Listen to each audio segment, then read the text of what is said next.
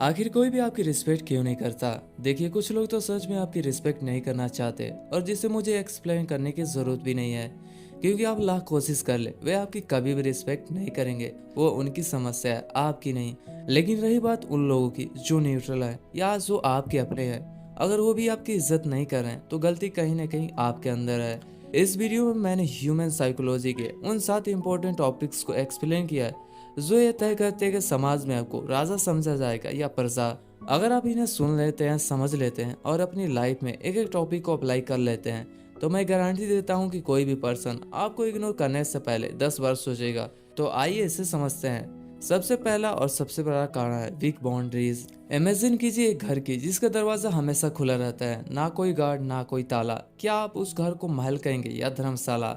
ज्यादातर लोगों की पर्सनालिटी उस धर्मशाला जैसी हो गई है। कोई भी आता है अपने गंदे जूते लेकर आपके दिमाग में चलता है और चला जाता है, और आप उफ तक नहीं करते, सिर्फ मुस्कुराते रहते हैं। जिसमें आप 3 बहुत बड़ी गलतियां करते हैं। ऑप्शन ए है आपको ना कहना आता ही नहीं है।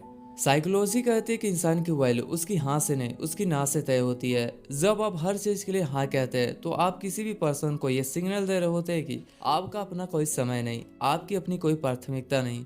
हमें बचपन से सिखाया गया है कि ना कहना बुरा है, रूड है या झूठ है। No is a complete sentence. जब आप किसी काम के लिए मना करते हैं तो आप सामने वाले को यह मैसेज देते हैं कि मैं अपनी चीज़ों की कदर करता हूँ, और जो खुद की कदर करता है दुनिया उसी की कदर करती है। अगली बार अगर मन नहीं है तो बिना डरे बिना झूठ बोले सिर्फ ना कहिए।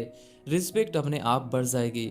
ऑप्शन भी है जरूरत से ज़्यादा मदद। मदद करना अच्छी बात है, लेकिन बार बार मदद करना बहुत बड़ी बेवकूफ़ी। अगर आप अपना जरूरी काम छोड़कर दूसरे के छोटे मोटे काम कर रहे हैं तो लोग आपकी अच्छाई की तारीफ नहीं करेंगे, वे आपको यूज करेंगे। साइकोलॉजी का रोल है, जिस चीज की सप्लाई बहुत ज्यादा होती है उसकी मार्केट वैल्यू गिर जाती है। आप अपनी मदद की सप्लाई इतनी बढ़ा देते हैं कि उसकी वैल्यू शून्य हो जाती है।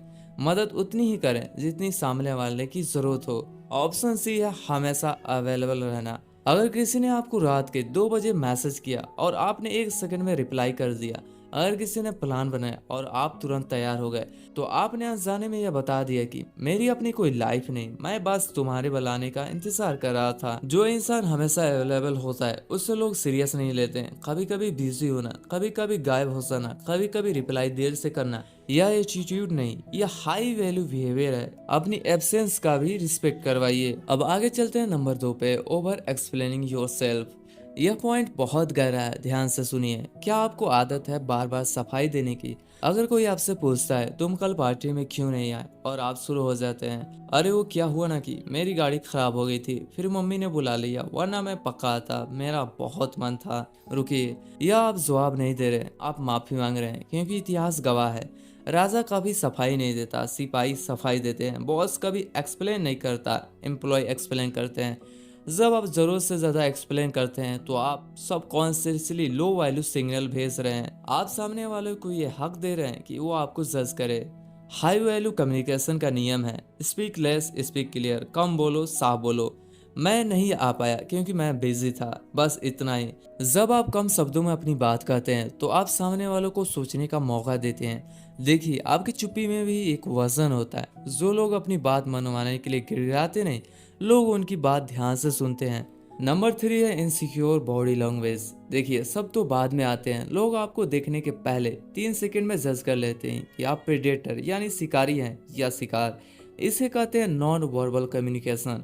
अगर आप दुनिया की सबसे अक्लमंदी वाली बात कर रहे हैं लेकिन आपकी नज़रें झुकी हुई हैं, आपके कंधे झुके हुए हैं, आप अपनी हाथों से खेल रहे हैं, तो लोग आपकी बात को इग्नोर कर देंगे। जब आप किसी से बात करें तो उसकी आंखों में देखें, यह डराने के लिए नहीं, यह दिखाने के लिए कि आप अपनी सच्चाई से भाग नहीं रहे। जो इंसान आंखों में आंखें डालकर बात नहीं कर सकता उस पर कोई ट्रस्ट नहीं करता, और जिस पर ट्रस्ट नहीं उसकी रिस्पेक्ट नहीं। और इस रूल का सबसे इम्पोर्टेंट बात देखो, तेज चिल्लाने से रिस्पेक्ट नहीं मिलती। रिस्पेक्ट मिलती है सिर्फ आवाज में ठहराव से, गहराई से। जल्दी जल्दी बोलना नर्वसनेस की निशानी है, तो कोशिश कीजिए धीरे बोलने की, शब्दों के बीच में पहुंच लेने की। क्योंकि जब आप धीरे बोलते हैं, आराम आराम से बोलते हैं, तो आप ये सिग्नल देते हैं कि मैं जो बोल रहा हूँ वो जरूरी है और लोग मेरा इंतजार करेंगे। नंबर 4 है the emotional leaf, no control over emotions. एक पुरानी कहावत है, जो आपको गुस्सा दिला सकता है वो आपका मालिक है। अगर कोई मजाक उड़ाए और आप तुरंत भड़क जाए, अगर कोई तारीफ करे और आप तुरंत चने के झाड़ पे चढ़ जाएं। अगर छोटी सी प्रॉब्लम आए और आप पैनिक हो जाएं तो लोग आपकी रिस्पेक्ट नहीं करेंगे, वो आपको एक बच्चा समझेंगे। रिस्पेक्ट शांत लोगों से मिलती है, लाउड मचाने वाले लोगों से नहीं। सोचिए, एक शेर कब दहाड़ता है? जब जरूरत होती है तब। बाकी समय वो शांत रहता है। जंगल का राजा होने के लिए हर वक्त उछल कूद करने की जरूरत नहीं होती। रिएक्टिव मत बनिए, प्रोएक्टिव बनिए। जब भी कोई आपको ट्रिगर करे तो जवाब देने से पहले 3 सेकंड का पॉज लीजिए। यह 3 सेकंड का अंतर आपकी इज्जत को बचा सकता है। यह दिखाता है कि आप अपनी इमोशन के गुलाम नहीं बल्कि आप उनके मालिक हैं। जो इंसान अपने आंसू, अपने गुस्से और अपनी खुशी को कंट्रोल कर सकता है, दुनिया उसके कदमों में झुकती है। इसे ही स्टोइसिज्म कहते हैं। नंबर 5 है the nice guy step, trying to please everyone. यह पॉइंट सबसे कड़वा है। आप सोचते हैं कि अगर आप सबके साथ अच्छे रहेंगे, मीठा बोलेंगे, जी हजूरी करेंगे तो सब आपकी रिस्पेक्ट करेंगे। गलत। लोग आपको इजी समझेंगे। देखिए, हीरे की कीमत इसलिए है क्योंकि वह कम है। पत्थर सड़क पे पड़े हैं इसलिए उनकी कोई कीमत नहीं, भले ही वह मजबूत हो। जब आप सबको खुश करने की कोशिश करते हैं तो आप अपनी पर्सनालिटी को इतना डाइल्यूट कर लेते हैं कि उसमें कोई दम नहीं बचता। क्योंकि अगर आप किसी की गलत बात पर मुस्कुरा रहे हैं सिर्फ इसलिए कि वो बुरा ना मान जाए तो आप कायर हैं, अच्छे इंसान नहीं। रिस्पेक्ट उनकी होती है जिनके पास स्टैंड लेने की रीढ़ होती है। कभी कभी लोगों को नाराज करना जरूरी होता है अपनी इज्जत बचाने के लिए। अगर आपकी अच्छाई आपकी कमजोरी बन गई है तो उस अच्छाई को आग लगा दीजिए। थोड़े कठोर बनिए, अपनी राय रखिए, भले ही वो सामने वाले को पसंद आए या ना आए। लोग सहमत हो या ना हो पर वो आपकी रिस्पेक्ट करेंगे क्योंकि आपने सच बोलने की हिम्मत दिखाई है। नंबर 6 है you do not keep your word. अब बात करते हैं इंटीग्रिटी की। अगर आपने कहा मैं कल 5 बजे मिलूंगा और आप 5:30 बजे पहुंचते हैं, अगर आपने कहा मैं यह काम कर दूंगा और आप भूल जाते हैं, तो आपने सिर्फ एक वादा नहीं तोड़ा, आपने अपनी अथॉरिटी तोड़ दी है। भरोसा रिस्पेक्ट की जड़ है और भरोसा बनता है कंसिस्टेंसी से। अगर आपकी जुबान की कोई कीमत नहीं है तो आपकी मौजूदगी भी कोई कीमत नहीं होगी। लेकिन इससे भी गहरी बात सुनिए, जब आप खुद से वादा करते हैं कल से जिम जाऊंगा, कल से पढ़ूंगा, और आप नहीं करते तो दुनिया को पता चले ना चले, आपका सबकॉन्शियस माइंड देख रहा है, उससे पता चल जाता है कि यह आदमी झूठा है। और जब आप खुद की नजरों में गिर जाते हैं तो वो वाइब्रेशन बाहर भी फैलती है। अब अनजाने में ही लोग कॉन्फिडेंस के साथ चलते हैं। रिस्पेक्ट कमानी है तो छोटे वादे करो और उन्हें जान देकर पूरा करो। जिस इंसान की जुबान पत्थर की लकीर होती है लोग उससे डरते भी हैं और उसकी रिस्पेक्ट भी करते हैं। Number 7, no self respect routine. आखिरी और सबसे इम्पोर्टेंट टॉपिक, दुनिया आपको वैसे ही ट्रीट करती है जैसे आप खुद को ट्रीट करते हैं। अगर आप गलत लोगों के बीच बैठे हैं, अपना समय फालतू की रेस और गपशप में बर्बाद कर रहे हैं, अपनी बॉडी में कचरा खाना डाल रहे हैं, गंदे कपड़े गंदे माहौल में रह रहे हैं, तो आप चिल्ला चिल्ला कर दुनिया को बता रहे हैं कि मेरी कोई वैल्यू नहीं, मेरे साथ जैसा चाहो वैसा व्यवहार करो। Self respect is a routine not a feeling. यह दिखता है कि आपकी चॉइस से आप अपना टाइम कहाँ खर्च करते हैं, आप अपनी एनर्जी किसे देते हैं, आप अपनी अटेंशन किस पर लगाते हैं।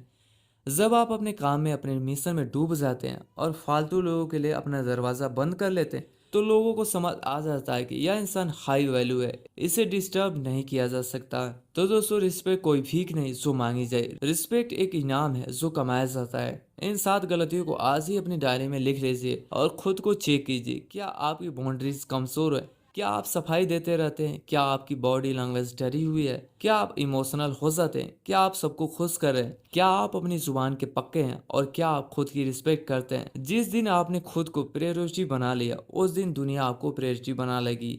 सिर उठाकर चलिए, आंखों में देखिए और ना कहना सीखिए, क्योंकि आपकी इज्जत आपके हाथ में है।